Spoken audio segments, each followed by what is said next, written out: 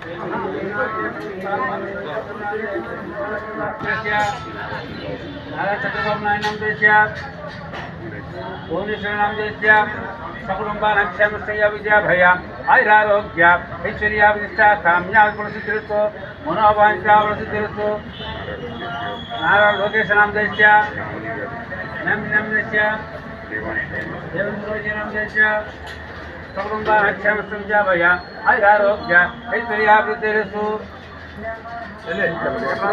Narco श्रीनिवासनामदेश्य लक्ष्मीचन्द्रनामदेश्य सुहानामदेश्य वेदानामदेश्य अस्माकं सकुटुंबानाक्षेमस्य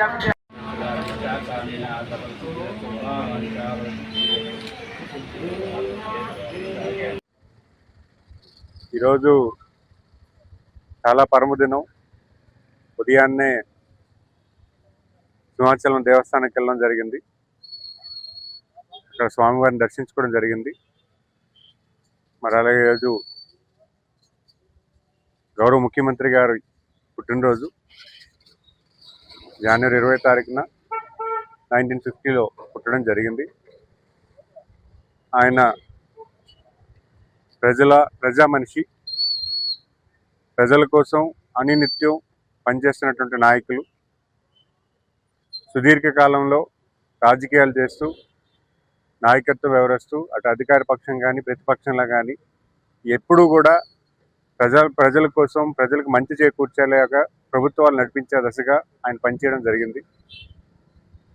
అలాగే పనిచేస్తూనే ఉన్నారు. ఈ రోజుకి కూడా నాలాంటి యువకులు ఎంతోమందికి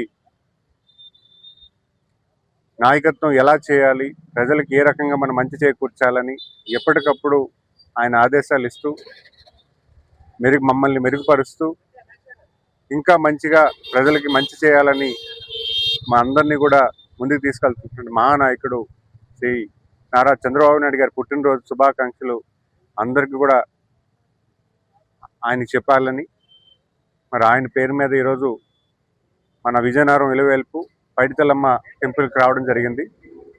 మరి టెంపుల్లో ఆయన పేరు మీద అర్చన చేయించడమే కాకుండా ఈరోజు విజయనగరంలో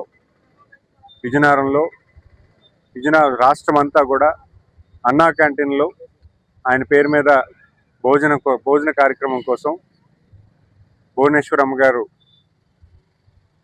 డొనేట్ చేయడం జరిగింది.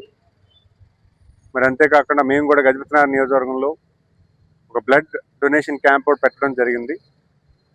ఇవన్నీ కూడా ఒక మంచి నాయకుడు, ఆయన దూరదృష్టి ఉన్నటువంటి నాయకుడు, మనందరికీ కూడా మంచి చేయాలన్న ఆలోచనతో పనిచేస్తున్నటువంటి నాయకుడు. ఆయనకి మరింత శక్తినివ్వాలని, మరింత ఆరోగ్యం ఇవ్వాలని, మనందరికీ ముందుకు నడిపించేంత బలం ఇవ్వాలని కోరుకుంటూ ధన్యవాదాలు.